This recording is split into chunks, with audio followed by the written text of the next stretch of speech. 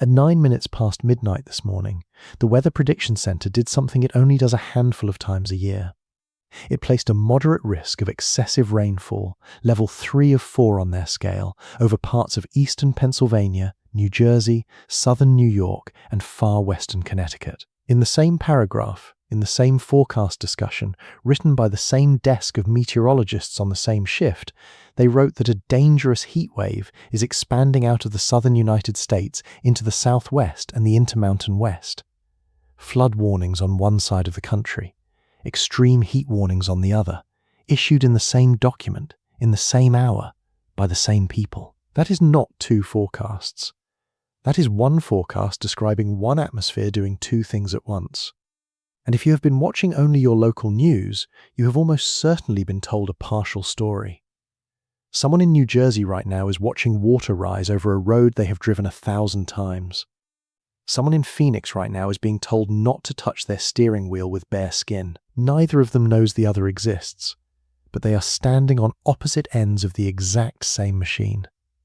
Tonight, I'm going to show you what that machine looks like, how it is built, and why it is capable of drowning one coast while it cooks another, using nothing but a single bent ribbon of wind 6 miles over our heads. If you want the mechanism explained clearly instead of shouted at you, subscribe to the channel and hit the like button, because we are going to be tracking both ends of this pattern as it evolves over the coming days. Drop a comment and tell me which side of the country you're on right now. Are you watching water rise, or are you watching a thermometer climb past what your car's dashboard can even display? I want to see the split for myself. Now, let's get into it. Part 1. A warning in two directions. I want you to read the actual language the forecasters used this morning, because the phrasing matters more than people realize. The Weather Prediction Center's national discussion, issued in the pre-dawn hours, stated plainly that there is a moderate risk of excessive rainfall for parts of eastern Pennsylvania, New Jersey, southern New York, and far western Connecticut. A moderate risk sounds like a modest word. It is not. The excessive rainfall outlook runs on a 4-step scale: marginal, slight, moderate, and high. Moderate is the third rung, and forecasters do not reach for it casually. It gets issued only when the models and the atmospheric setup agree strongly that rainfall rates and totals will be high enough, concentrated enough, and sustained enough to produce flash flooding capable of threatening life and property, not just filling a storm drain. The specifics behind that risk category are worth sitting with. Rainfall rates in the corridor were forecast to run between 1 and 2 inches per hour at the heaviest, with storm total accumulations of 2 to 4 inches broadly and higher amounts possible where thunderstorm cells train over the same neighborhoods repeatedly. One piece of guidance, the high-resolution ensemble forecast, put the probability of more than 3 inches of rain falling over parts of western and central Massachusetts at above 80%. An 80% chance of 3+ inches is not a maybe. That is a model ensemble telling you, with unusual confidence, that a specific stretch of New England is about to take on a genuinely dangerous amount of water in a short window. The mechanism behind it, in the forecaster's own words, was an unusually strong upper-level low developing directly over the northeast, not passing through, developing there, anchoring itself over the tri-state area, over Philadelphia, over Boston, and refusing to move along the way a normal summer disturbance would. The warning period started the evening before, ran through the following morning, and in some guidance extended its threat window out toward the 30th of the month. That is not a single thunderstorm complex blowing through on an afternoon. That is a multi-day soaking event stacked on top of ground and drainage systems that were not built to absorb it all at once. Now walk 2,000 miles west, in the same forecast discussion, in the same breath almost, and you find the opposite half of the story. The Climate Prediction Center had already flagged a high risk of extreme heat for California, the broader Southwest, and the Great Basin, with the most dangerous stretch expected to build in through the start of August. Phoenix, Las Vegas, and the lower Colorado River Valley were sitting under extreme heat warnings with afternoon highs forecast in the range of 108 to 115 degrees Fahrenheit and isolated spots pushing past that ceiling entirely. This was not the season's first heat dome either. Earlier in the summer, Billings, Montana had already broken its all-time temperature record outright, and Salt Lake City had touched 109 degrees in a stretch so severe that by some tallies more than 180 million Americans had already spent time under major or extreme heat risk before this particular episode even began. What was building now was being described by the people who track this for a living as one more chapter in what was shaping up to be a historic season for heat, arriving on the heels of chapters that had already broken records most people never heard about because their own forecast never mentioned it. So here is the picture as it actually stands right now, stripped of the geography that keeps these two stories artificially separated in most coverage.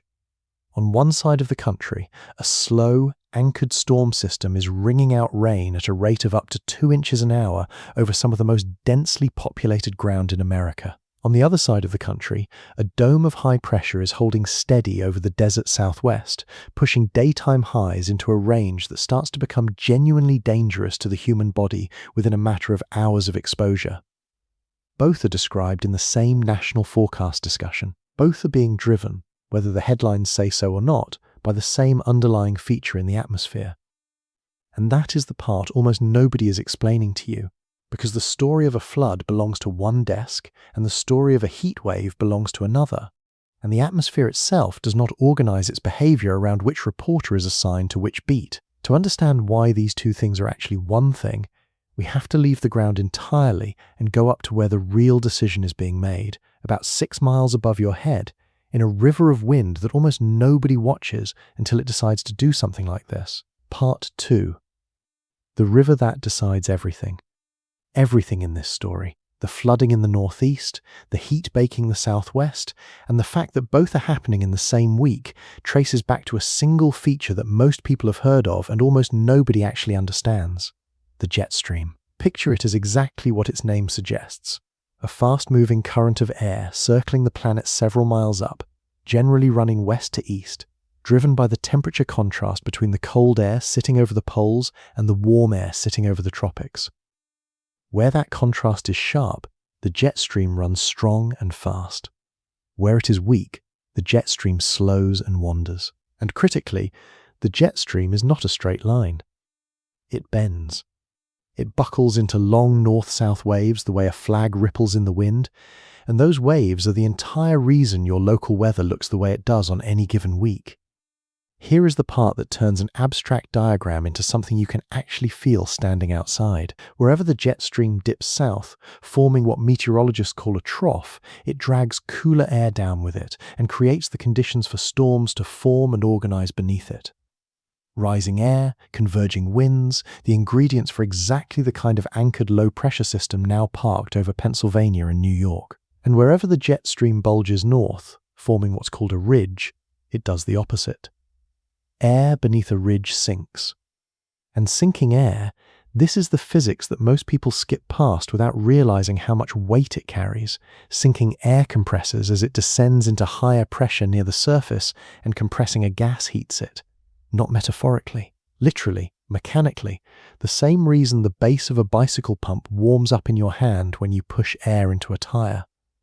The air under a ridge is being cooked twice over, once by unobstructed sunshine pouring through a cloud-free sky day after day, and again by the simple physics of its own descent.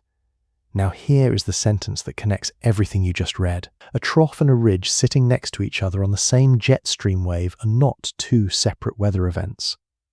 They are the same wave, expressed on its two opposite flanks. The trough parked over the northeast right now, the one pulling in moisture and anchoring that unusually strong upper-level low over Pennsylvania and New York, is mechanically linked to the ridge sitting over the southwest that is baking Phoenix and Las Vegas under triple-digit heat. When a wave in the jet stream amplifies, when it swings harder to the north on one side and harder to the south on the other, it does not produce one extreme.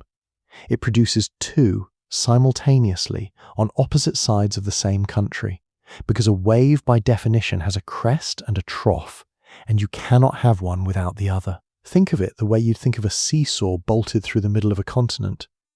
Push one end down and the other end has to rise.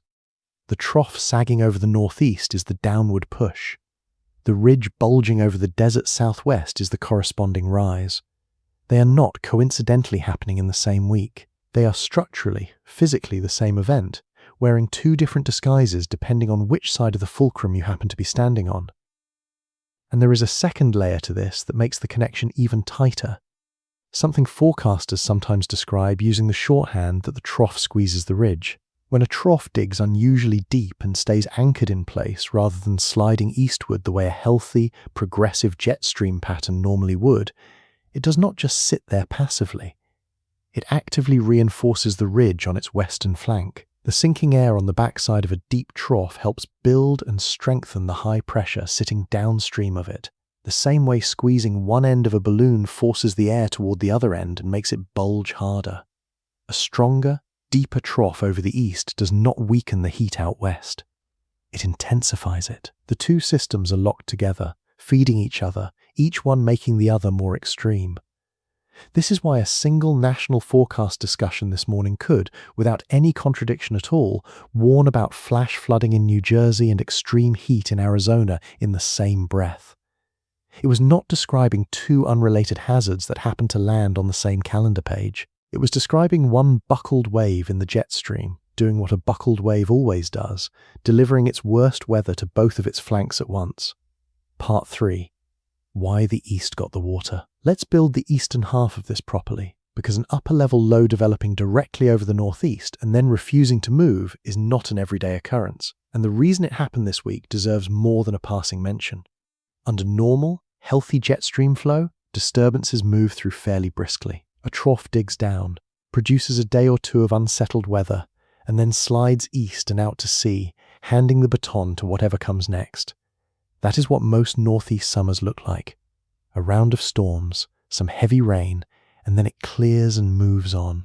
What forecasters flagged this week was different, specifically because the low was described as developing over the region rather than simply passing through it, and because the broader pattern surrounding it had gone sluggish. When the steering flow at the jet stream level weakens or stalls, and we've discussed on this channel before exactly what that stalling looks like in other contexts, systems lose the push that would normally carry them along, and they park.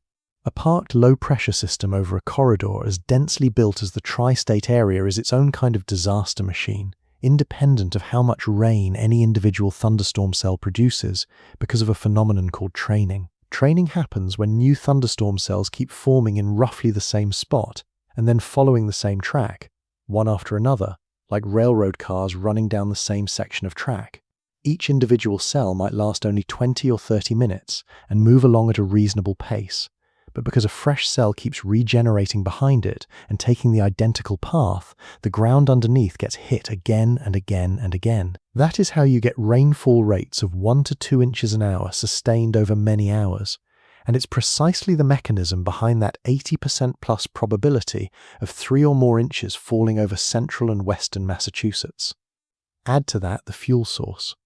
An anchored low over the northeast in late July is not pulling dry continental air. It is drawing in warm, moisture-saturated air off the Atlantic and the Gulf Stream, air that in the peak of summer is carrying about as much water vapor as the atmosphere in this part of the world is capable of holding. Warm air holds more moisture than cool air, roughly 7% more for every degree Celsius of warming, a relationship that governs everything from a light drizzle to a catastrophic downpour. Feed a stalled, anchored low with that kind of saturated summer air, and you get exactly what the moderate risk designation was built to describe. Rainfall rates and totals capable of overwhelming urban drainage systems that were engineered for a gentler era of rainfall statistics. And urban terrain amplifies what the sky delivers in a way that rural terrain simply does not. Pavement, rooftops, and compacted soil across a metro area the size of the New York tri-state region absorb almost none of the rain that falls on them. Where a forest or a farm field might soak up a meaningful fraction of a heavy downpour, a parking lot sheds nearly all of it immediately, sending the water racing into storm drains, culverts, and low-lying roadways within minutes rather than hours. That is why flash flood emergencies in major cities can develop with such little warning. And it's why a moderate risk designation over a corridor holding tens of millions of people carries a different weight than the same designation over open countryside. So the eastern half of this story has 3 ingredients stacked on top of each other. A trough that stopped moving instead of sliding through. Thunderstorm cells training repeatedly over the same neighborhoods because the steering flow had gone slack. and an atmosphere loaded with about as much moisture as a summer sky in this region can hold, ready to be wrung out the moment the lifting mechanism arrived. None of that is unusual physics in isolation. What made it a moderate risk event rather than an ordinary summer soaking was the anchoring. The fact that the wave in the jet stream had stopped behaving like a wave and started behaving like a wall. Part 4. Why the West got the fire in the sky. Now cross the continent, because the physics on the western flank of this same wave are just as precise, and they explain something that otherwise sounds almost cruel in its timing. Why does the same pattern that's drowning one region simultaneously deny rain to another and bake it instead?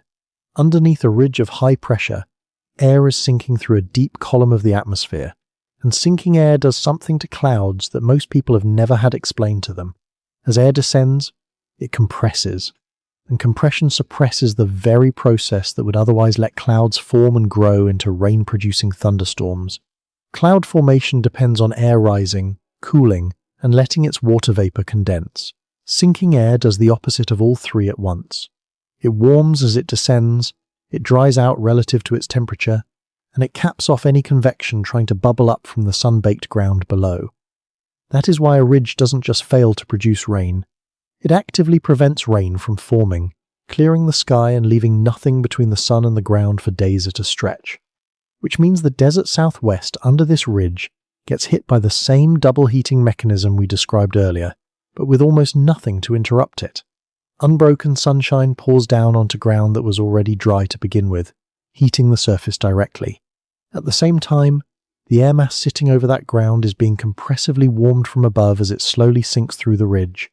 Two separate heating mechanisms, working on the same air at the same time, day after day, with no cloud cover, no rain event, and no cool front anywhere in the model guidance to interrupt the build-up. That is the recipe that produces afternoon highs in the 108 to 115 degree range across Phoenix, Las Vegas, and the lower Colorado River Valley, and it's the same recipe, just tuned to an even more extreme setting, that put Billings, Montana into its all-time record books earlier this summer.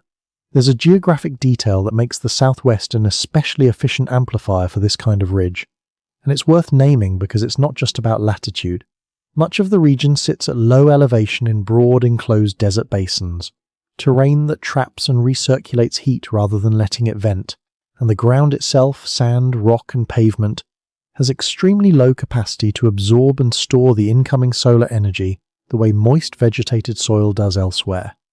Instead, nearly all of that energy goes straight into heating the air. A ridge sitting over the Ohio Valley or the Great Lakes produces a hot, muggy stretch of weather. The same strength ridge sitting over the Sonoran Desert produces a genuine public health emergency, because the terrain underneath it has almost nothing working in its favor to blunt the heat. And here is the piece that ties this section directly back to the seesaw metaphor from Part 2.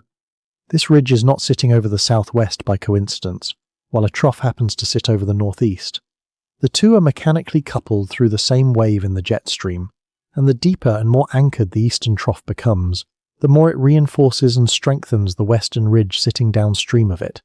Every additional day the northeast spends under that stalled low is, through the physics of the wave itself, another day of reinforcement for the dome of high-pressure baking Arizona and Nevada. The flood and the heat wave are not competing for attention in the same forecast discussion by accident.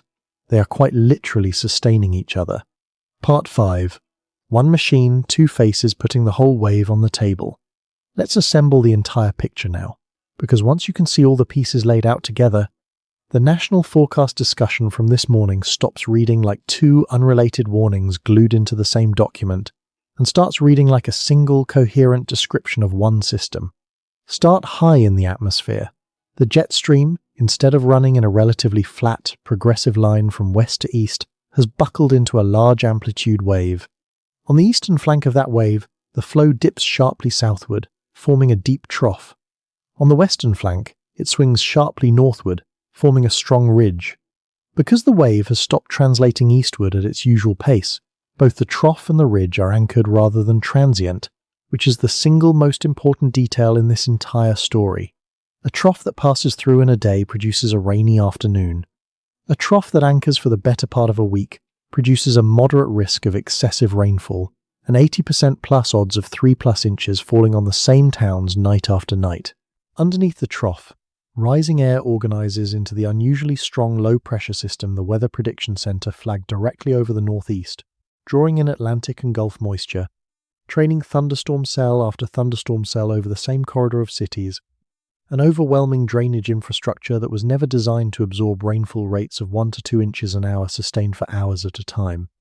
Underneath the ridge, sinking air compresses and warms, clears the sky of any cloud cover that might otherwise interrupt the heating, and combines with unobstructed summer sunshine over already dry desert terrain to push afternoon highs into the 108 to 115 degree range across the southwest, arriving on top of a season that had already produced an all-time record in Montana and placed more than 180 million Americans under major or extreme heat risk before this particular episode even began. And the two are not simply occurring in parallel. They are locked together through the mechanics of the wave itself. The deeper the trough digs and the longer it stays anchored, the more it reinforces the ridge downstream, which means the flood risk in the northeast and the heat risk in the southwest are, in the most literal sense available to meteorology, rising and falling together. This is why the same forecast desk, writing the same document in the same early morning hours, felt no need to separate these into two stories. To them, sitting with the actual model output in front of them, it was never two stories. It was one buckled wave, doing exactly what a buckled wave does on both of its flanks at once. Part 6. This is not the first time this summer. I want to place this week inside the larger season, because treating it as an isolated event misses something important about what has actually been happening across this continent since early summer. Go back to the middle of July, when Billings, Montana broke its all-time temperature record outright, and Salt Lake City touched 109 degrees. That episode was, by the tallies kept at the time, part of a season that had already pushed more than 180 million Americans under major or extreme heat risk before summer had even reached its midpoint. That was not a single freak heat dome. It was one installment in a pattern that has been recurring with a frequency that should, on its own, be the headline more often than it is. What that earlier episode and this week's episode share is not coincidence. They share a jet stream that has spent much of this summer running in the same large amplitude, sluggish configuration, buckling into deep troughs and strong ridges and refusing to progress the way a healthy summer pattern normally would. A jet stream in that state does not produce one bad week and then reset to normal. It produces a series of installments, each one arriving whenever the wave amplifies again, each one capable of dropping historic rainfall on one flank while it bakes the opposite flank into record heat. This matters because it reframes the question you should actually be asking. The question is not, why did this happen this week? The question is, why has the jet stream spent so much of this particular summer locked into a configuration capable of producing this exact split-screen disaster over and over on a recurring basis, rather than the more typical progressive pattern that lets extremes pass through and move along? That question does not have a simple one-sentence answer, and I am not going to pretend it does. But it is the right question, and it is the one we're going to keep coming back to on this channel every time this pattern reasserts itself, because the individual episodes are not really separate stories. They are chapters. Part 7. What the water actually does to a city like this. Before we move on, I want to spend a few minutes on what a moderate risk of excessive rainfall actually translates into on the ground, because the category name undersells the danger in a way that costs people time they don't have. Flash flooding in a dense urban corridor does not behave like flooding in open countryside. In a rural setting, a river has a floodplain, and the water has room to spread out, rise gradually, and give people hours of warning as gauges climb. In a city, the water has almost nowhere to go except the streets themselves, and it can transform a normal roadway into a moving hazard within minutes rather than hours. A rainfall rate of 1 to 2 inches an hour, sustained over a period of hours by training thunderstorm cells, can overwhelm a storm drain system faster than most residents would think possible, because those systems are engineered around historical rainfall statistics that, in an increasing number of these events, are simply being exceeded. The specific danger that emergency responders worry about most in events like this is not standing water in a basement. It's moving water on a roadway, because it takes far less depth and far less speed than people assume to sweep a vehicle off the pavement entirely. Water only a foot or two deep, moving at a modest current, can lift a car and carry it, turning a 2-ton machine that felt like the safest place to be into a sealed box the driver has almost no ability to escape. This is why the standard guidance from emergency management in these events is blunt and non-negotiable. Turn around, don't drown. It is not overly cautious advice. It is a direct response to how consistently people underestimate what a few inches of moving water on a road can actually do. And there's a timing detail specific to urban flash flooding that deserves attention, because it explains why these events so often catch people off guard. The heaviest rain doesn't have to be falling directly overhead for the danger to be at its worst. Water that fell upstream, in a different neighborhood, sometimes miles away, can travel through the storm sewer and creek network and arrive at a low-lying road or underpass well after the rain there has let up, meaning a driver checking the sky and seeing nothing more than a light drizzle can still be approaching a crossing that is, at that exact moment, becoming impassable. The rain and the danger are not always in the same place at the same time, and that mismatch is precisely what makes urban flash flooding so much more dangerous than its reputation suggests. Part 8. What the heat actually does to a body like yours. Now the western half of the same question. What does an extreme heat warning in the 108 to 115 degree range actually do to a human being? And why does the category exist at all if a hot day is, on the surface, so much less dramatic than a flash flood? The human body cools itself primarily through sweating, and sweating only works as a cooling mechanism if that sweat can evaporate off the skin. In the desert southwest, low humidity usually helps that process along, which is part of why dry heat has a reputation for being more tolerable than humid heat. But at the temperatures forecast for this event, 108 to 115 degrees and higher, that advantage stops mattering, because the air itself is hotter than the surface of your skin. At that point, evaporative cooling can no longer keep pace with the heat load. Your body is absorbing simply by existing in that environment, and your core temperature begins to climb regardless of how effectively you're sweating. This is why heat is, year after year, one of the deadliest weather hazards in the United States, even though it almost never generates the kind of dramatic footage that a flood or a tornado produces.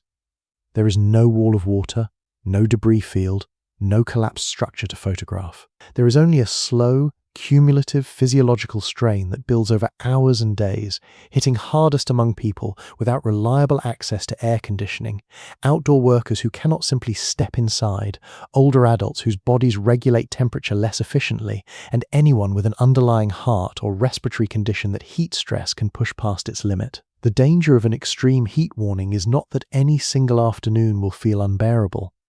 It's that the exposure compounds, day after day, especially overnight, if temperatures fail to drop enough for the body to recover before the next day's heat begins building again. That overnight recovery window matters enormously and rarely gets mentioned outside specialist forecasting circles. A heat wave where nighttime lows drop into the comfortable range gives the body, and the built environment, a chance to reset before the next day's heat begins.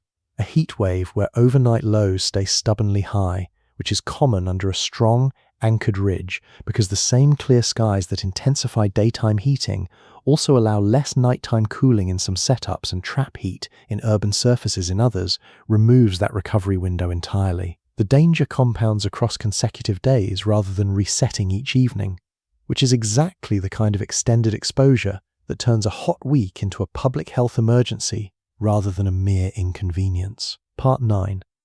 Why you're only hearing half this story. I want to address something directly, because I think it's the most important structural point in this entire video, more important in its own way than any individual number. If you get your weather from a local news broadcast, you are, by design, only getting one half of this story. A station in Philadelphia is going to lead with the flood risk in front of it, because that's what matters to its viewers, and a station in Phoenix is going to lead with the heat wave in front of it, for the same entirely reasonable reason. Neither of them is wrong to do that, but neither of them has any real incentive to step back and show you that the flood and the heat wave are mechanically the same event, because doing so requires zooming out to a scale that a local broadcast built around a single market's audience simply isn't structured to cover. That gap in coverage is not a conspiracy. And I want to be careful and direct about that, because it would be easy to slide from here into some vague accusation that the full picture is being deliberately hidden from you. It isn't. The national forecast discussion this morning stated both halves of this plainly, in public, for anyone willing to go read it. The Weather Prediction Centre is not hiding the jet stream pattern from the public. It is publishing detailed, technical discussions of exactly this mechanism every single day, discussions that almost nobody outside the meteorological community ever reads, because they are written in the dense technical language of the profession rather than the language of a broadcast segment. The information gap here isn't secrecy, it's translation. Nobody is stepping in to take that raw forecast language and explain, in plain terms, why the same document that warns Philadelphia about flash flooding also warns Phoenix about extreme heat, and why those two warnings are, underneath the jargon, describing the same wave. That translation gap is exactly what this channel exists to close, not to tell you something hidden, to tell you something published in full public view that almost nobody has bothered to connect into a single coherent picture for you. Part 10. The questions people are already asking. Whenever weather splits this dramatically between two extremes on opposite sides of the same country in the same week, a predictable set of explanations starts circulating, and I want to take each of them seriously enough to actually examine, because dismissing a question outright convinces nobody, and some of these questions come from an entirely reasonable instinct. The first is the idea that this kind of split, flooding on one coast and record heat on the other in the same week, is simply too strange to be natural, that something must be actively causing it. The honest answer is that jet stream waves amplifying into deep troughs and strong ridges on opposite flanks is not a rare or exotic phenomenon. It is one of the most well-documented, well-understood processes in all of atmospheric science, observed and measured continuously since the earliest weather balloon soundings of the mid-20th century. What makes this particular week notable is not that the mechanism is unusual. It's that the wave has amplified to an unusual degree and, more importantly, that it has stalled in place rather than progressing normally, turning what would otherwise be a passing few days of unsettled weather on one side and warmth on the other into a moderate risk designation on one flank and an extreme heat warning on the other. Strange-looking outcomes from ordinary, well-understood physics are not evidence of something hidden. They're evidence that ordinary physics, given the right setup, is fully capable of producing extraordinary results on its own. The second claim worth engaging honestly is that this kind of simultaneous, opposite extreme weather is being engineered, whether through cloud seeding, some other form of deliberate weather modification, or a more exotic claim about hidden technology altering the jet stream itself. Here, there is a genuine kernel of truth worth acknowledging directly, the same way it's worth acknowledging in any video that touches this territory. Weather modification is real. Cloud seeding programs genuinely exist and operate in various parts of the country, typically aimed at coaxing a modest amount of additional precipitation out of clouds that are already primed to produce rain, most often to support agriculture during dry stretches.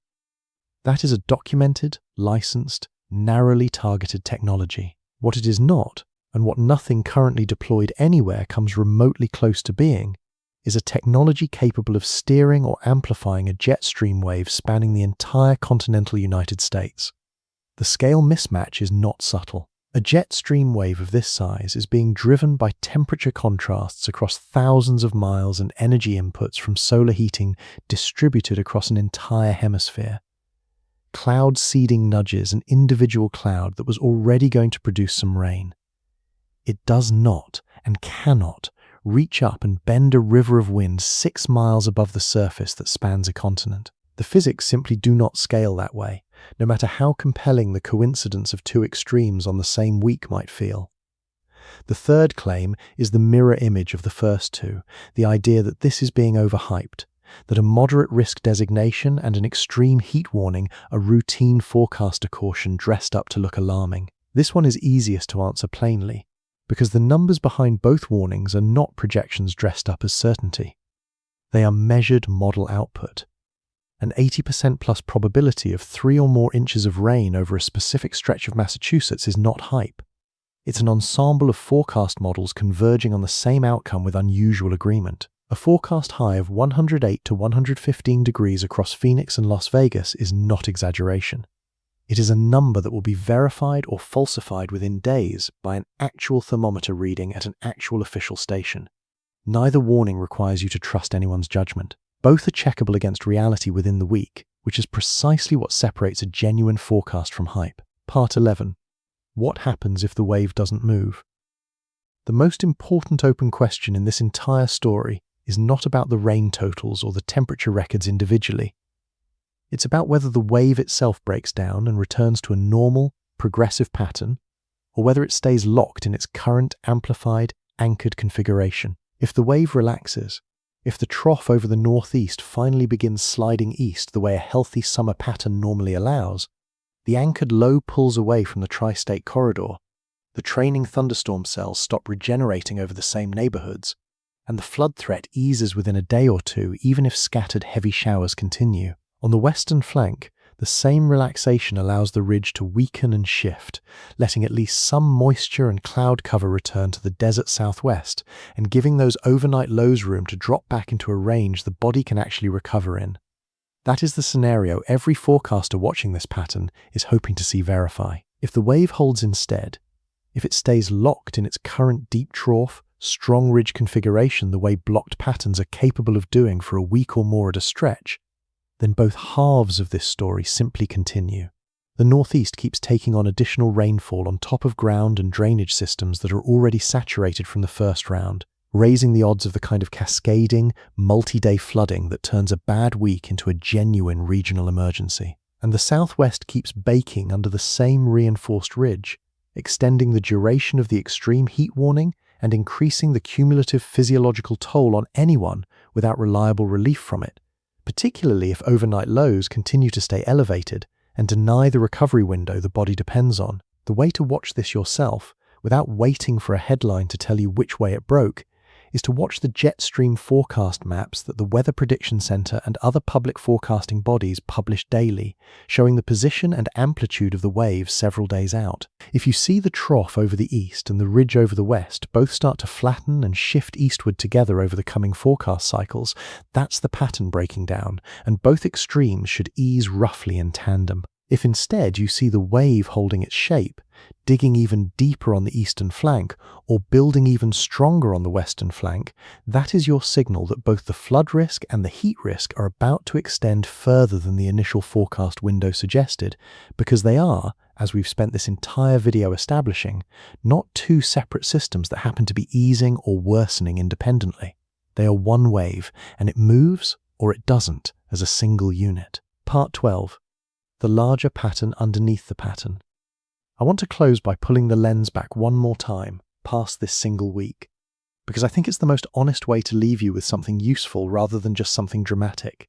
This channel is going to keep tracking jet stream behavior specifically, rather than treating each heat wave or each flood as an isolated headline, because the individual events genuinely are not isolated. They are outputs of a single upstream mechanism, the shape and behavior of the wave patterns circling the hemisphere. And that mechanism has spent a meaningful share of this particular summer running in the same large amplitude, sluggish configuration that produced Billings, Montana's all-time record in mid-July, that pushed more than 180 million Americans under major or extreme heat. Risk before summer had even reached its halfway point, and that is now, this week, simultaneously drowning parts of the northeast under a moderate risk of excessive rainfall and baking the desert southwest under extreme heat warnings, using nothing but two flanks of the exact same buckled wave. None of that means every future heat wave or every future flood traces back to this identical configuration.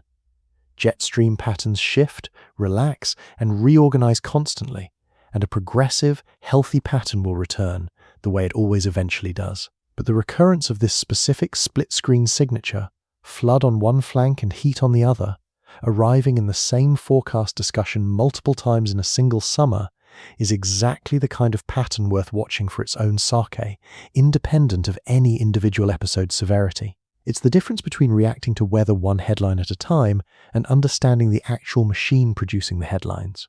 So here is where this leaves us tonight. A trough anchored over the northeast is wringing out rain at a rate that has pushed the region into a moderate risk designation, rarely used more than a handful of times a year. A ridge anchored over the southwest is compressing and clearing the sky over ground that was already dry, pushing highs past 110 degrees across some of the country's largest desert cities. Both are being driven by the same wave in the jet stream, and whether that wave breaks down in the coming days or holds its shape for another week is the single detail that will determine how this entire episode is remembered, as a bad few days that passed, or as the point where two separate disasters revealed themselves to have been the same disaster all along.